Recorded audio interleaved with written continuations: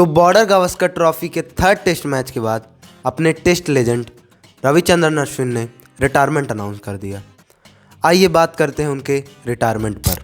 तो इंडिया के पिछले डिकेड के होम टेस्ट डोमिनेंस के सबसे बड़े सूत्रधार अगर किसी को कहा जाए तो रविचंद्रन अश्विन ही थे, क्योंकि इतना फाइनेस्ट करियर, इतने फाइन स्टैट्स जो हैं उनके इंडिया में, वो बताते हैं कि वो कितने बड़े प्लेयर थे इंडिया के लिए टेस्ट क्रिकेट में। देखिए, उनका रिटायरमेंट हार्ट ब्रेकिंग तो रहा, लेकिन उनकी प्रेजेंस को आप अभी मिस नहीं करेंगे।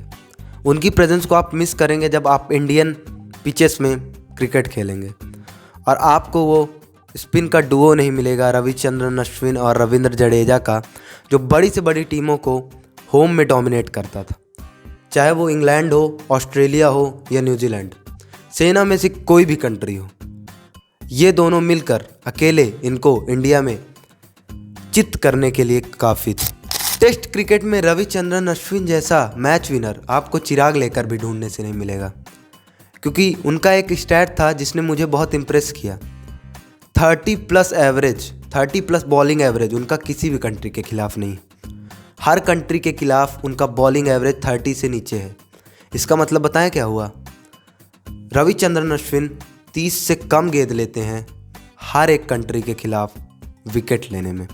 मतलब मिनिमम हर 30 गेंद के बाद आप किसी भी टीम को सामने खड़ा कर दीजिए, वो एक विकेट टेस्ट में ले लेंगे। ऐसा मैच विनर आपको और कहीं नहीं मिलने वाला। चाहे हम बात करें सिडनी के वो डोमिनेंस की, उनके जब हनुमा विहारी के साथ मिलकर उन्होंने इंडिया के टेस्ट को ड्रॉ कराया था बॉर्डर गावस्कर ट्रॉफी में, जो कि एक बहुत ही मेमोरेबल मेमोरी है हमारे लिए। और उन्होंने ना सिर्फ बैटिंग से, बॉलिंग से भी इम्प्रेस किया था अपने। बात करें अगर मीरपुर टेस्ट की बांग्लादेश के खिलाफ, उसमें भी जो उनकी परफॉर्मेंस रही थी, मैच विनिंग परफॉर्मेंस, वो भी बहुत इम्प्रेसिव थी।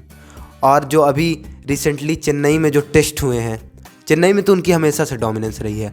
आप उनके एक एक स्टैट खोल के देख लीजिए, रविचंद्रन अश्विन से बेहतर स्पिनर आपको चेन्नई की पिचेस में टेस्ट क्रिकेट में नहीं मिल सकता। देखिए, इससे इतना तो पता चलता है कि इंडियन पिचेस में हम रविचंद्रन अश्विन और रविंद्र जडेजा का वो स्पिन डिओ मिस करेंगे। इन दोनों की बात अगर करें तो सिर्फ बॉलिंग तक नहीं है, कई बार बैटिंग कोलैप्स होने के बाद रविचंद्रन अश्विन ने रविंद्र जडेजा के साथ मिलकर इंडिया को कोलैप्स से भी बचाया।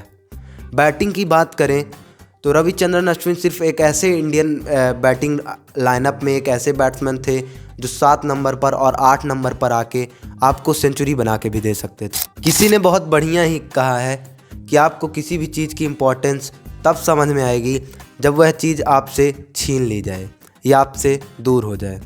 अभी तक रविचंद्रन अश्विन को इतने अप्रिसिएशंस नहीं मिल रहे थे, लेकिन उनके रिटायरमेंट के बाद जो हार्ट ब्रेकिंग रील्स मेरे इंस्टाग्राम फीड्स में आ रही हैं, वह दिखाती हैं कि हम दिल से कितना मिस करेंगे रविचंद्रन अश्विन को इंडिया में टेस्ट खेलते हुए, उनको टेस्ट जर्सी में, उनको इंडियन क्रिकेट टीम की जर्सी में। शायद हमने भी यह समझने में देर कर दी कि रविचंद्रन अश्विन जैसा मैच विनर ऑलराउंडर हमको अब नहीं मिलेगा।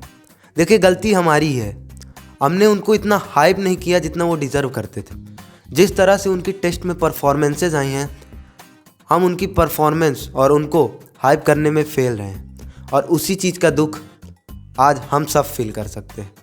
और जो अभी फील नहीं कर रहे हैं उनको तब फील होगा जब इंडिया होम टेस्ट सीरीज़ खेलेगी और उस तरीके से डोमिनेट नहीं कर पाएगी जिस तरीके से एक डिकेड से कर रही है। ये एक हार्श रियलिटी है। आपको रविचंद्रन अश्विन जैसा कोई प्लेयर नहीं मिल सकता अब, क्योंकि उन्होंने जिस हिसाब से जितना ईजी बना के रखा था इंडियन पिचेस में अपोनेंट को फंसाना, वो शायद ही आगे हम किसी बॉलर से, किसी स्पिनर से देख पाएँ। तो surprisingly we are going to miss Ravichandran Ashwin. Ravichandran Ashwin का जो रिटायरमेंट है वो तो सिर्फ अंत की शुरुआत है। अभी तो बहुत बड़े बड़े प्लेयर्स का जाना बाकी है और हम लोग का दिल टूटना बाकी है। देखिए, अगर हम रविचंद्रन अश्विन के इस रिटायरमेंट को एक्सेप्ट नहीं कर पा रहे हैं तो आप सोचिए कि हम रोको के रिटायरमेंट को कैसे एक्सेप्ट कर पाएंगे।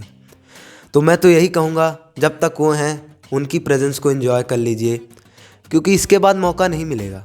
हम ट्रोल करते रह जाएंगे अपने कंट्री के प्लेयर्स को, लेकिन इसके बाद सिर्फ पछताने के अलावा कुछ नहीं बचेगा।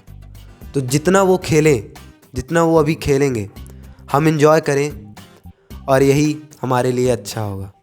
क्योंकि अगर एक दिन उन्होंने रिटायरमेंट ले लिया तो हम लोग इसी दुख में रह जाएंगे कि जब तक वो प्लेयर खेलता रहा हम उसे ट्रोल करते रहे। रोहित और विराट ने जितना इंडियन क्रिकेट टीम के लिए किया है शायद ही किसी प्लेयर ने किया हो। तो मेरे हिसाब से तो किसी भी प्लेयर को ट्रोल नहीं करना चाहिए, लेकिन अब जब इनका लास्ट है तो एटलीस्ट अब तो हमें इनको ट्रोल करना बंद ही कर देना चाहिए। तो आज के लिए बस इतना ही, मिलते हैं किसी और नई वीडियो में, तब तक के लिए धन्यवाद।